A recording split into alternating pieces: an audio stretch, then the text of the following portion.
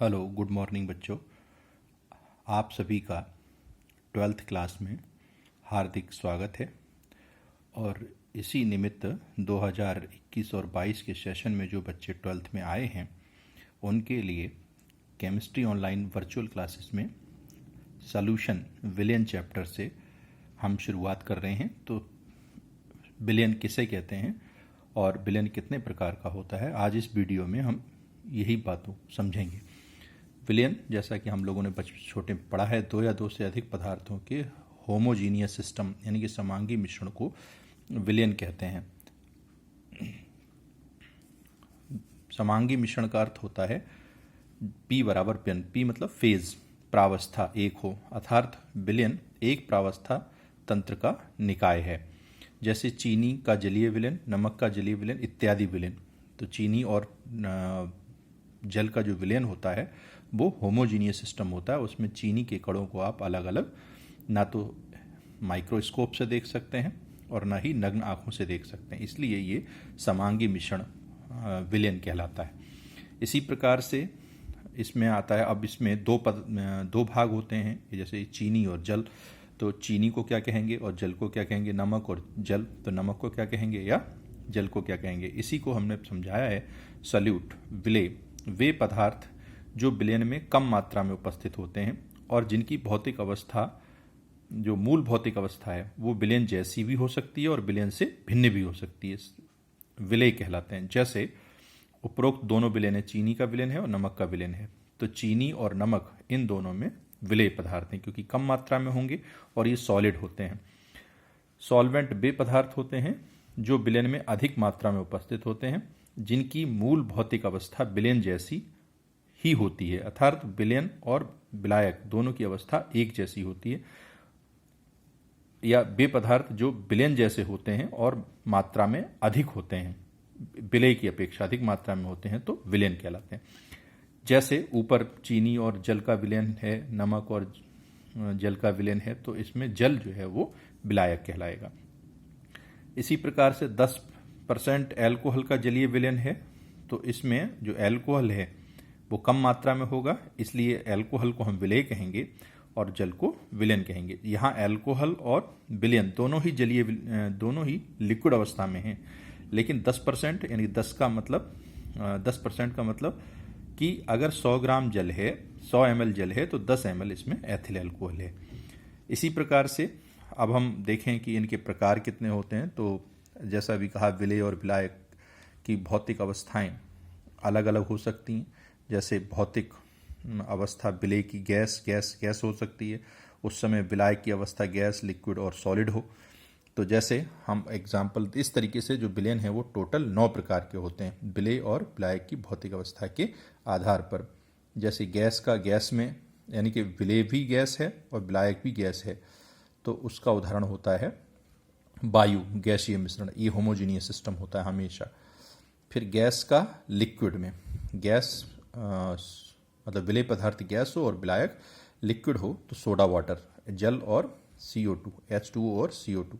इसी प्रकार से विलेय गैस हो और विलायक सॉलिड हो, तो इसको जैसे कहते हैं, पैलेडियम एक धातु है, उस पर हाइड्रोजन गैस को अधिशोषित करा देते हैं, तो ये जो सिस्टम बनता है इसको हम गैस सॉलिड सिस्टम कहते हैं।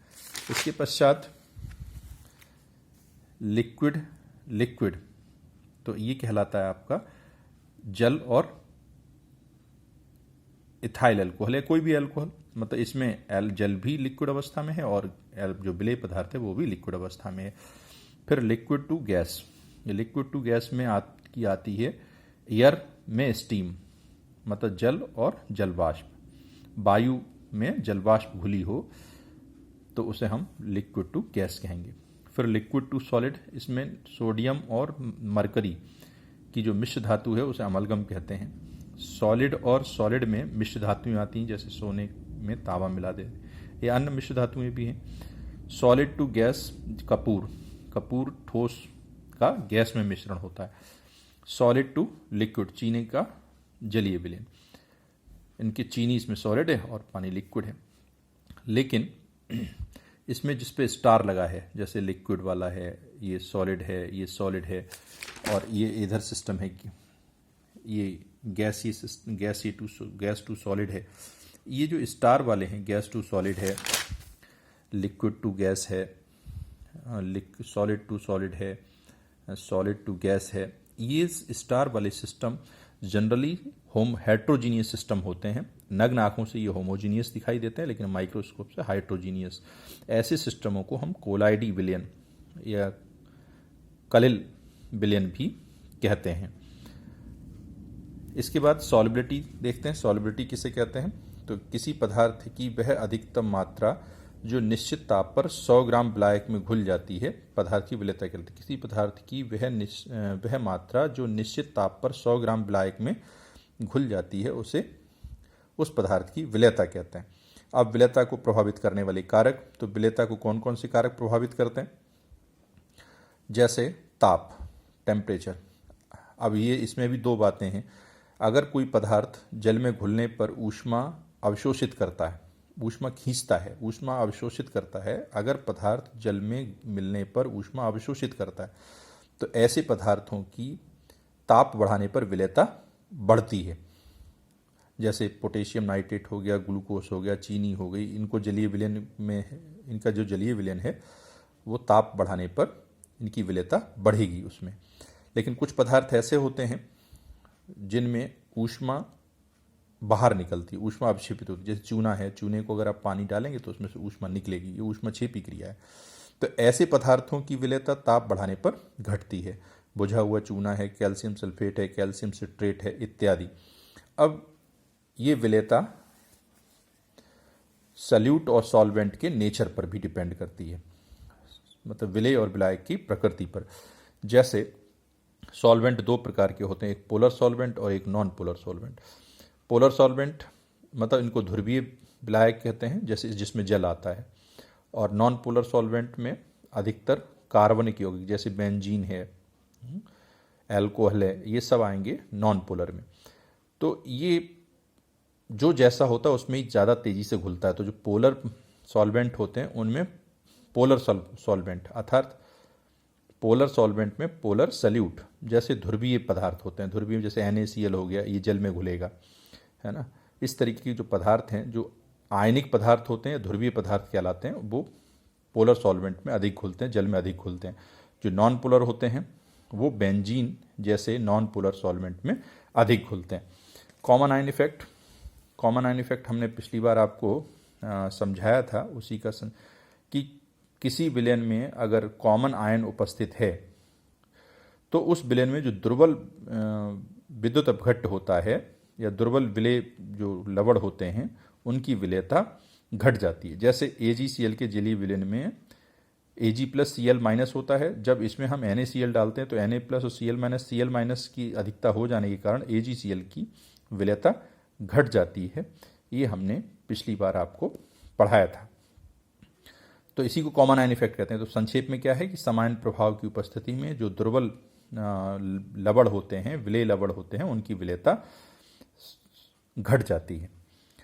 इसी प्रकार से सॉल्यूशन के विलेयता के आधार पर सॉल्यूशनों को हमने 3 भागों में बांटा, एक अनसैचुरेटेड, एक सैचुरेटेड और एक सुपर सैचुरेटेड।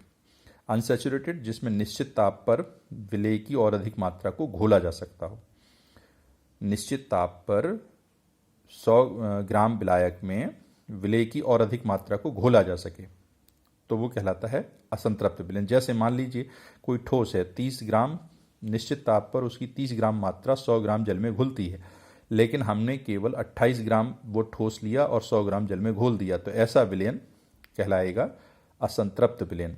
संतृप्त विलयन वह विलयन जिसमें उस ताप पर, निश्चित ताप पर उस विलेय की और अधिक मात्रा को घोलना संभव ना हो, वो सैचुरेटेड सॉल्यूशन कहलाता है। ऐसे विलयन में, क्योंकि जब हम उसमें ठोस डालेंगे तो ठोस घुलेगा, लेकिन कुछ ठोस उसकी तली पर नीचे बैठ जाएगा जो नहीं घुलेगा।